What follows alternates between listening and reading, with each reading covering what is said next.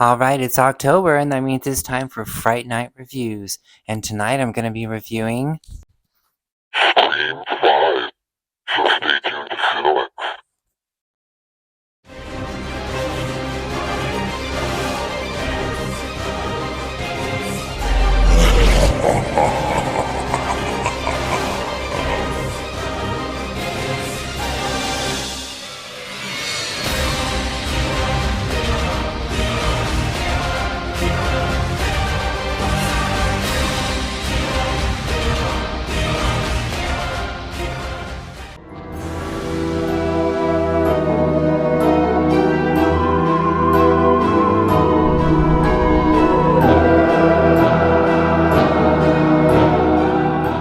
Okay, Scream 5, directed by Matt Bettinelli-Olpin and Tyler Gillett.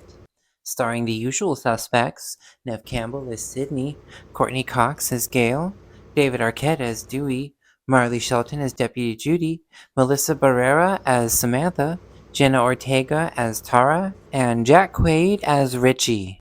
All right, so to start off with, one of the first things I'll go ahead and mention is the same thing that this movie will also mention.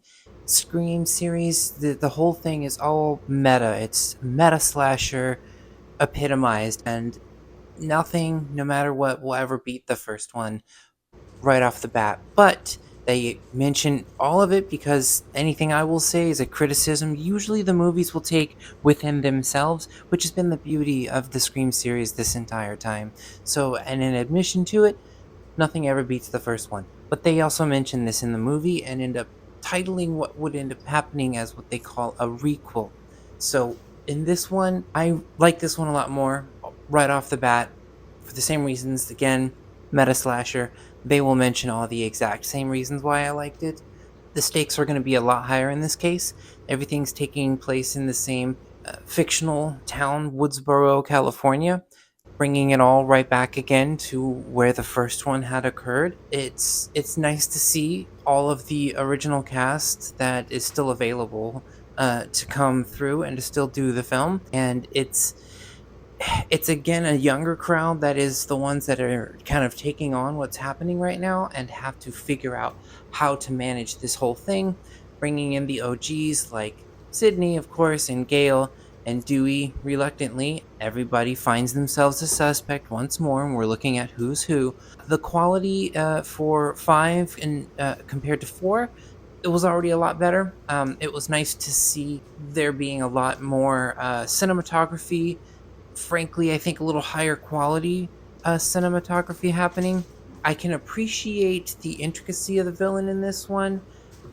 I'll let you watch and decide on your own. I'm not so sure how satisfied I was with the villain reveal. Um, we'll leave it at that.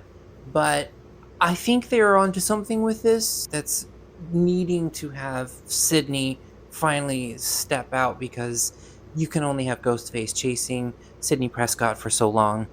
There is a scene near the end that I felt, I won't give anything away again, but I felt that there was a moment essentially where there is chaos happening in another room just adjacent to several main characters, and there's many minutes that happen that I'm only imagining they were in the other room just like picking at hangnails or something. I don't know, shooting the shit while essentially heinous chaos and potentially murder was happening mere feet from them.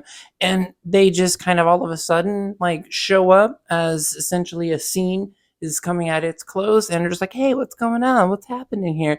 I think of the whole movie, there was that moment as a person who had a meticulous eye, I saw it happening and was like, if that was occurring in any normal world situation, like merely feet from you, at some point you probably have checked in and been like, is everything okay in here? But regardless, I do like what they did with the main characters, Samantha and Tara's character, and they ended up writing a lot more deep history with them. I think that works out really well, and it was a nice nod to the whole Woodsboro situation. Really good to see the old cast together, and one of the amusing ways they wrote this one is, as it's a requel, there were the newer cast and characters that were being lined up with some of the original cast and characters, sort of portraying who was who in that. And the nods were great. It was full of Easter eggs for those who've seen the first or second movie and were big fans of it. I would definitely say that Sydney, as well as Gail and Dewey, are very representative of millennial or young Gen X, and you certainly feel at moments the way that their interactions happen and a lot of what they have to say about what's occurring. The storyline to them does come off pretty obvious. They are already like, yep, we've been through this. And what they're saying is essentially what the majority of your audience will end up feeling when they're like, this is probably what you should be worried about. And these are the things you should probably be concerned about.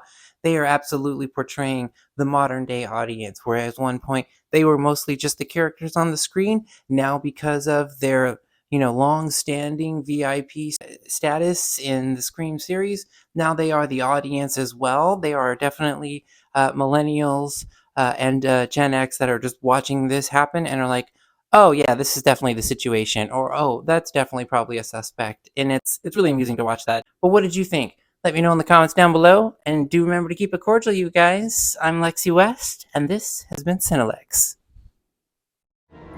Thanks again for watching the Halloween special edition of CineLex. If you want to support the channel, check out my online shop where I have special Halloween stickers, masks, shirts, pumpkins, as well as a lot of other spooky merch. Don't forget to subscribe, follow, and thanks for watching CineLex.